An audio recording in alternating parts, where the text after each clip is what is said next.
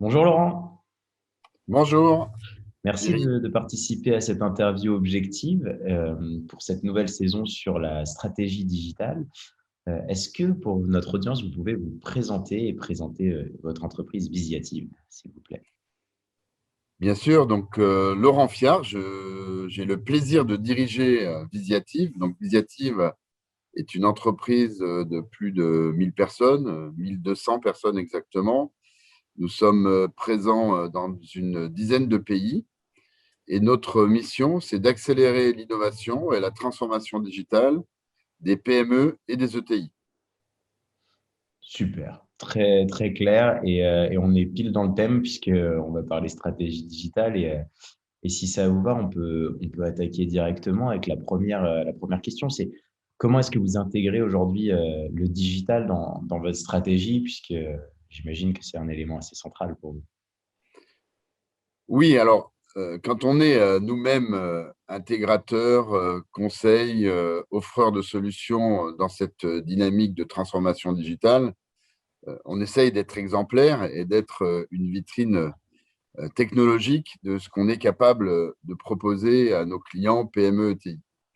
Donc, comme vous l'avez très bien dit, chez Visiative, le digital est au cœur de la stratégie. Donc, ce n'est pas une stratégie digitale à côté de la stratégie de l'entreprise.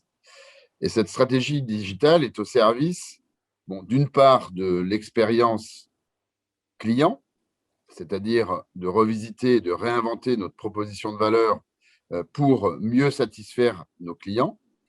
D'autre part, c'est aussi pour agrémenter notre marque employeur, être une place et une workplace où chez Visiative, il est bien de travailler. Donc, on a cette notion expérience collaborateur, donc de fournir aux collaborateurs de Visiative cet environnement à la fois physique, humain et digital, donc cette plateforme digitale pour venir s'intégrer dans le projet Visiative. Donc, au-delà de l'expérience collaborateur, l'expérience client, on a aussi le sujet de l'expérience produit, puisque nous sommes aujourd'hui dans une économie qui est une économie qui vient d'une économie de propriété et d'une économie d'usage. Donc, on a un gros challenge qui est notamment d'offrir nos produits à l'usage, donc ce qu'on appelle dans notre métier le SaaS. Mais c'est ce qu'on fait aussi chez nos clients B2B, qui fabriquent des équipements industriels, de revisiter en fait leur expérience produit, le cycle de vie produit au service d'une nouvelle proposition de valeur, pardon, qui est cette proposition de valeur à l'usage. On est un peu dans ce que fait Limpide, hein, dans la proposition de valeur basée sur l'utilisateur, sur l'usage, plutôt que faire un produit et le pousser et créer un usage ensuite. C'est assez intéressant. Et aujourd'hui, donc cette stratégie qui est complètement digitale, comment est-ce que vous l'avez définie au démarrage, quand vous avez pris vos choix stratégiques de process, d'outils et autres? Alors, nous, notre ambition, c'est de devenir une data-driven company, donc une entreprise qui est pilotée par notre capacité à aller capter de la donnée. Donc, je reviens sur le sujet capter de la donnée qui vient de l'usage de nos produits, capter de la donnée qui vient de la satisfaction et les expériences clients, capter de la donnée de l'expérience collaborateur et la capacité chez Visiative à travailler dans une dynamique collaborative, donc de casser les silos.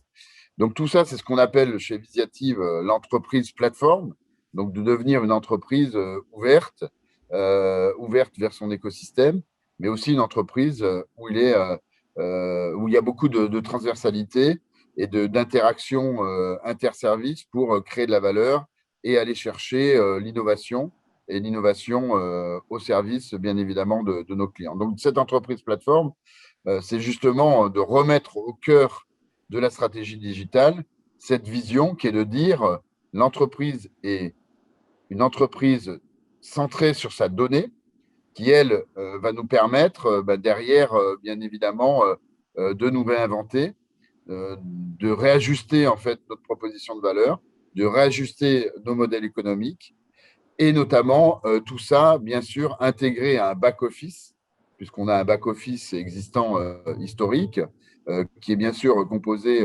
d'outils ERP, qu'on est là aussi en train de changer, hein, pour être clair, hein, puisqu'on change de ERP au mois de janvier de cette année, pour justement aller chercher encore plus de simplification de processus et d'automatisation de processus.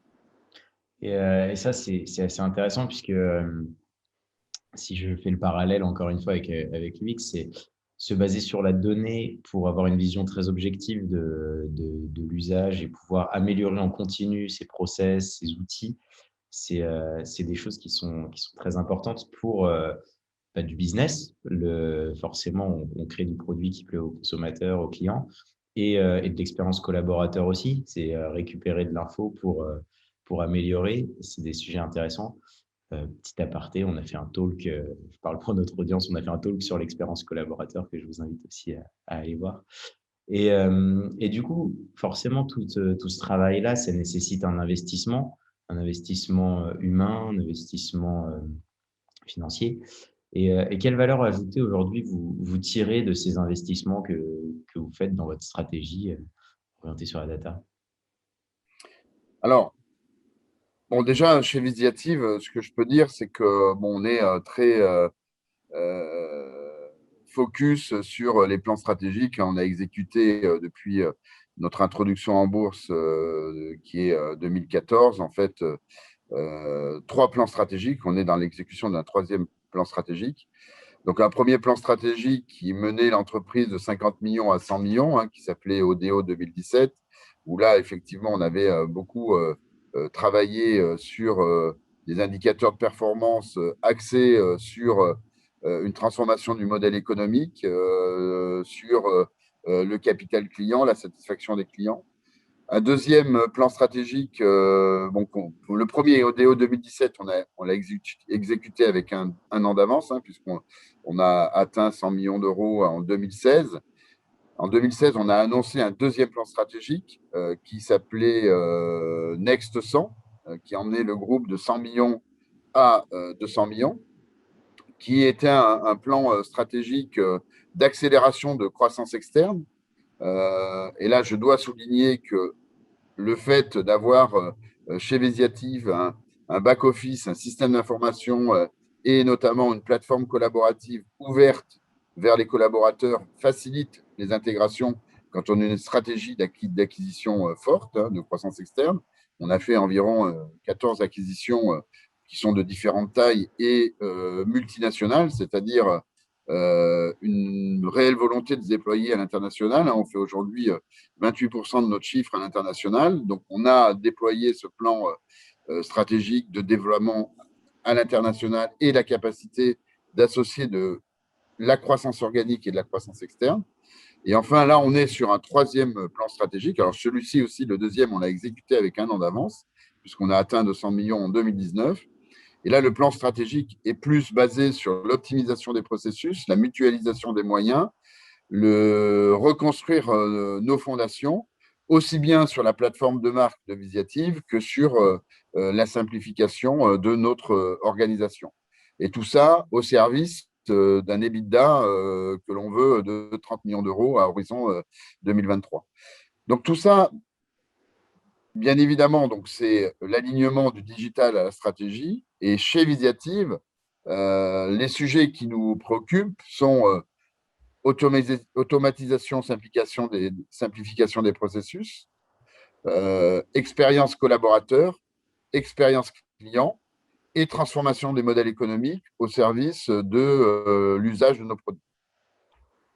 Et c'est un lien avec une interview que j'ai réalisée avec l'entreprise Gifty, Paul de l'entreprise Gifty, qui expliquait aussi que le digital est un moyen et pas une fin. Et c'est vrai que parfois, on a des gens qui, qui inversent un peu ça.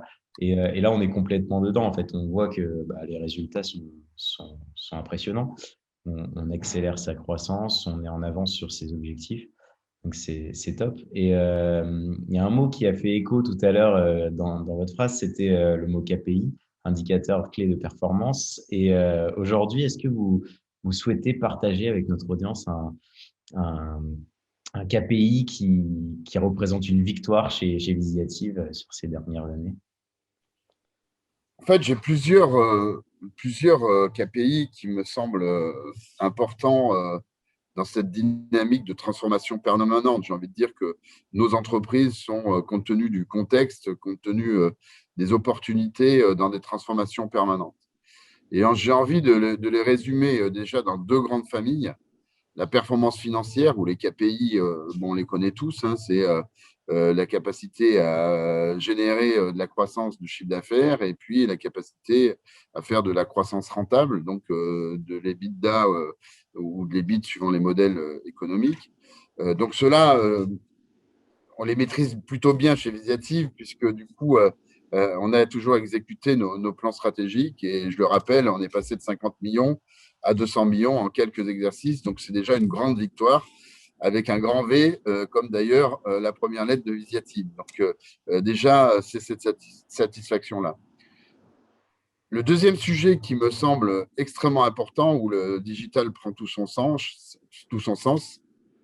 euh, c'est la performance extra-financière, celle qui va permettre de valoriser nos entreprises par rapport à leur projet, le projet d'entreprise, par rapport à la raison d'être de l'entreprise. Nous, notre raison d'être, c'est de contribuer à la croissance et à la compétitivité de nos clients, en justement optimisant le digital que l'on va mettre en place sur un cadre qu'on aura défini avec nos clients.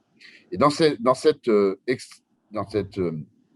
performance extra-financière, il y a trois sujets, moi, qui me préoccupent.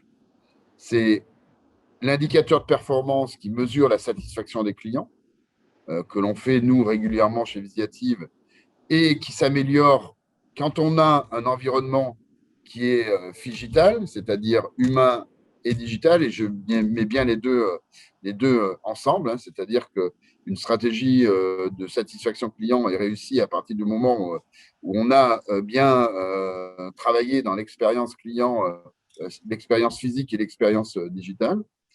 On a cette expérience collaborateur au service de la marque employeur, au service du bien-être et l'envie et l'engagement des collaborateurs mobilisés sur un projet d'entreprise. Donc, ce qu'on appelle communément l'intranet, mais qui devient de plus en plus des plateformes collaboratives où on va retrouver des outils pour travailler en collaboratif, mais aussi des espaces de productivité, des espaces de partage, des espaces de création de valeur au service de l'innovation. Donc, cet environnement qui, là aussi, fait la singularité, notamment de Visiative, hein, cet espace collaboratif qui va nous permettre de travailler encore plus et mieux ensemble. Et enfin, le troisième indicateur, qui est pas des moindres, qui est l'indicateur au service de l'usage des solutions que l'on propose chez nos clients. Donc, comment en fait mesurer les usages, comment faciliter les usages, comment retravailler les expériences utilisateurs sur l'usage de nos solutions logicielles. Tout ça est en fait au haut de la pile chez Visiative. Et tout ça dans une dynamique d'écosystème au service de la responsabilité sociétale de l'entreprise, donc amplifié par un plan extrêmement ambitieux sur la dynamique RSE de Visiative. Donc voilà, beaucoup de sujets qui ne sont pas des moindres. Et j'ai envie d'en rajouter un dernier qui est assez clé en ce moment, qui est de dire, voilà, une entreprise, c'est de l'humain avec les bonnes compétences au service de nos clients. Et on a un gros sujet chez Visiative où on travaille sur comment monter en compétences, comment faire monter en compétences nos clients sur les nouvelles technologies, aussi compliquées soient-elles que l'IA, le big data, la blockchain, tous ces sujets, et comment transformer ces sujets en expérience et notamment en croissance et en compétitivité de l'entreprise. Ouais, c'est une belle conclusion, c'est qui est complètement dans l'air du temps, c'est qu'aujourd'hui, on maîtrise tous les indicateurs de croissance financier, rentabilité, chiffre d'affaires, mais il faut aussi donner de l'importance aux à côté, comme monter en compétence des équipes ou même tout simplement recruter des personnes qui se sentent bien dans son entreprise, ce qui peut paraître simple à dire, mais c'est aussi important pour que tout le monde travaille bien et évolue. En tout cas, merci beaucoup d'avoir partagé Merci votre à avis vous. Merci Cyril. et je vous dis à bientôt pour de nouveaux épisodes et notre audience, je vous invite aussi à aller voir Visiative qui fait des choses hyper intéressantes. Au Bonne plaisir. À bientôt. Au revoir.